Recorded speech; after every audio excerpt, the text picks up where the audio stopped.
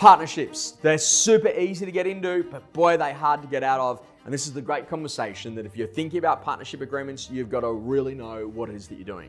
You see, the basic idea here is that whenever you go into a business, the most important foundational idea is to make sure that you have a clear valuation formula from day one. Now, that valuation formula might be based on the recurring revenue that's coming from a property management business. It might also be in a position that it's coming from what's happening in terms of a sales business, and that will be a different level in terms of the valuation based on what's actually happening. So is all the revenue coming from one person, or is all of that revenue spread amongst a number of salespeople as a part of that conversation? Why this is a really important foundational idea is you never actually sell percentages. What you actually sell is shares. And one of the smartest people that we've ever seen in this space is one of our clients. And what they do is that if a business is worth $10 million, as an example, they actually have 10 million shares. You then take the $10 million value of the business, you divide it by the 10 million shares, and the share price is now $1.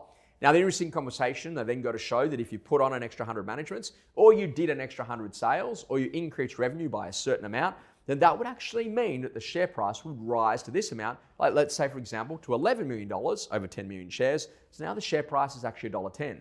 Now people that don't really know how to read balance sheets or profit and loss statements can start to see the impacts of their work in actually improving the share price over time.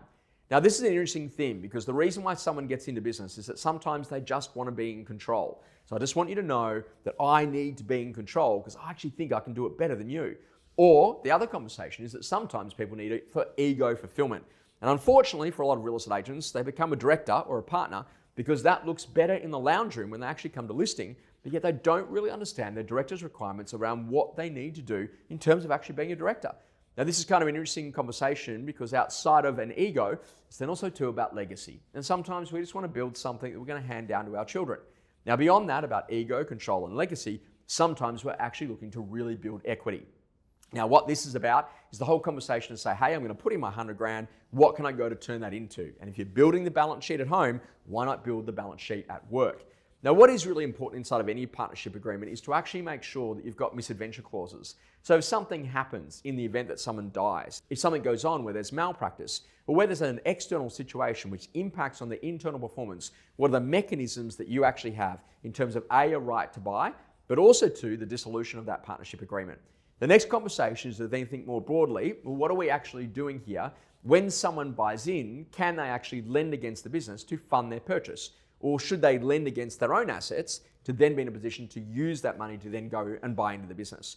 And the reason why we like that second option there is that then all of a sudden the business can borrow against itself so that then you can actually go and buy an additional business, or you can be in a position to go to buy out a particular partner should a misadventure clause be enacted. This is the really important stuff that no one ever talks about, but it's really critical to get right.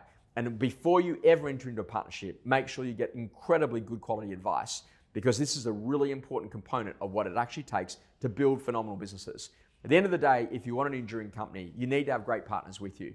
Everyone's going to have an area of expertise, but you need to know what to do when the time comes for someone to exit that partnership and to make sure that it's a really smooth transition for the next people that are coming to be involved in the business.